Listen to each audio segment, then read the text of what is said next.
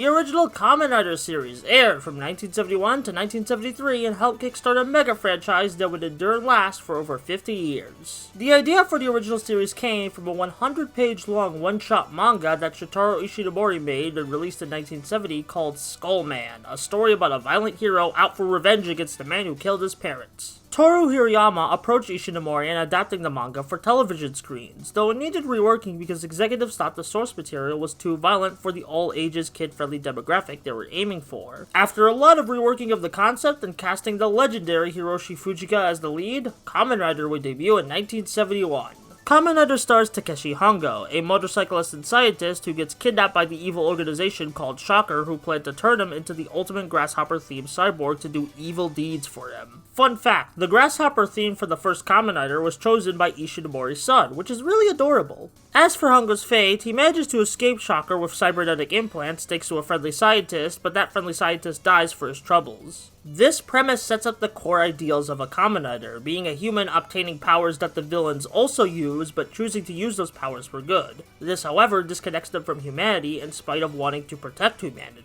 Now that we got the basic premise out of the way, I want to discuss one of the main reasons 1971 could be seen as much harder to get into nowadays compared to other Kamen Rider shows, and that's the amount of episodes it has. Every Kamen Rider show after this one has had 50 episodes max, sometimes even less, but 1971 is different in this regard as it has 98 episodes, with most of them being one-off adventures. This has made 1971 a hard sell for modern fans of the franchise, as most modern audiences are accustomed to stories with overarching plots being the main focus of the show. While some fans have recommended doing some episode creation for this series, there really hasn't been a well-known or used guide for that available. The closest thing I've been able to find to such things are vague Reddit posts. So, I've made my own guide of important and cool episodes you should watch in Kamen Rider 1971. Here's the graphic right now if you want to pause the video and use it for yourself, though I'd still recommend checking out episodes not listed on this guide if they interest you for one reason or another. But if you want the pure essentials for the series, here they are. With that out of the way, let's analyze the first arc of the show, the first 13 episodes showcasing the origins of Takeshi Hongo. The first 13 episodes of Kamen Rider 1971 are often the most praised part about the show, with famous Japanese creatives like Hideo Kojima and the guy behind Shin Kamen Rider himself, Hideaki Anno, praising them to high heaven. But why exactly is that? Well, it comes down to their tone. There's an eerie edge to the monsters Hongo fights as they silently kill off civilians, along with the one-off storylines involving more dramatic stakes than the rest of the show. For example, the first two-parter of the show, and my favorite set of episodes of the whole series, episodes 6 and 7, starring the Chameleon Monster. This episode has Shocker looking for some Nazi treasure that Hitler was going to use to bring back the Third Reich, which is basically an iron pan to ignorant audiences' faces that yes, Shocker are just neo-Nazis. While the Nazi symbolism would lessen halfway through the show's run, it's still a prominent part of classic Kamen Rider's branding to kick Nazi scum in the face. I love how this episode isn't afraid to commentate on Japan's relations in progress since World War II through its subplot with the former Navy lieutenant who has the information on the treasure, and how while they are heroes fighting for a better world out there, there will always be those who are stuck in harmful, regressive, and evil ideologies that need to be stopped. So yeah, great set of episodes. However, a while after this two-parter was filmed, Hiroshi Fujika was in an accident that hurt his leg, which made it super hard for him to film more of the show, so the staff had to find a workaround, and this workaround would lead Kamen Rider to new levels of popularity with the introduction of the second Kamen Rider, Hayato Ichimonji. While Hongo often isolated himself from others early on due to the stresses of considering himself the sole protector of humanity, Hayato presents a much different take on being given a second life as a cyborg. He's a playfully cocky guy who proves to be a shining beacon of hope despite all the misfortunes he's given. The second chance also makes him double down on his artistic hobbies of photography to appreciate the beauty of his world. With this shift in personalities, the episodes started to bring in more wackiness and a standard formula to the show, which I'm a bit mixed on. On one hand, Ichimonji could be seen as a more dynamic main character than Hongo, but on the other hand, a lot of the episodes start to blend together with their plots of how samey they can get, as opposed to the more experimental stylings of Hongo's episodes. Though one of my favorite additions to this era of the show is Kazuya Taki, who often teamed up with Ichimonji to fight off Shocker's foot soldiers as just a normal guy doing his best. Taki shows that even without a super suit or cybernetics, you can still fight against your oppressors. Though there was plans to make Taki Kamen Rider number 3, those plans never came to fruition in the show proper, and I'm glad it didn't because that idea would soil a lot of the core appeal of Taki for me. Though I will admit his design as Taki Rider in the Kamen Rider Spirits manga is really cool. Despite how formulaic the show becomes, there's still some standout episodes like episodes 16 and 17, the Piranha Wrestler two-parter, and episode 27, which provides a morbidly fascinating look at Shocker's operations. There's also episode 39, which not only features the downfall of the first major general of the series, General Zol, but it's also a very wholesome Christmas episode with Ichimonji delivering presents to kids on Christmas Eve. Hongo does come back for a few episodes here and there to help out and give his blessing to Ichimonji before taking back the main starring role of the show at the end of episode 52, where the show basically proceeds as it had been for the last 39 or so episodes, just with a bit more of an optimistic Hongo as its lead, which is cool to see, but it's not as interesting or drastic as a shift as when Ichimonji became the star of the show. It just feels like the same old, though there were still some excellent episodes, like seeing the lovable mentor character Tachibana take center stage in episode 68. By episode 79, the original Shocker organization was gone for good, but the remnants would work together with Geldom to form Gel Shocker in the last few episodes of the show, which would require both Hongo and Ichimonji to help take it down. Nicknamed the Double Riders, the duo would face new combatmen, new monsters, and the elusive troupe of Shocker Riders. This final stretch of the show has one of the most interesting episodes of the entire run, episode 84, which was directed and co-written by Ishinomori himself. Episode 84 was the first live-action thing Ishinomori helped direct, and it's a marvel, especially when he gets to shoot near the ocean in the second half. In general, 1971 has an amazing variety of locations that it uses for its fights, from more natural forest settings, to beaches, to even snowy areas, which are really rare to find in most modern Kamen Rider seasons that basically have the fight secure in the same few quarries, warehouses, and bridges. But back to episode 84, it has this really bittersweet ending, with the man that was turned into the monster of the week reuniting with his daughter. While the moment is bittersweet on its own, it's made even sadder by the narration stating that Gel Shocker has probably harmed many families with their crimes, and not everyone could reunite like this, which is why the fight for justice must keep on going. The original Kamen Rider series aired its final episode in February 10th of 1973. However, it wasn't originally intended to be the ending for the show, as the planned episodes 99 and 100 were in production. These plans, which would have featured the introduction of a third Kamen Rider, would evolve into Kamen Rider V3, a sequel series to the original run, which would start airing the very next week after 1971's conclusion. As for my overall thoughts on 1971, while it did become repetitive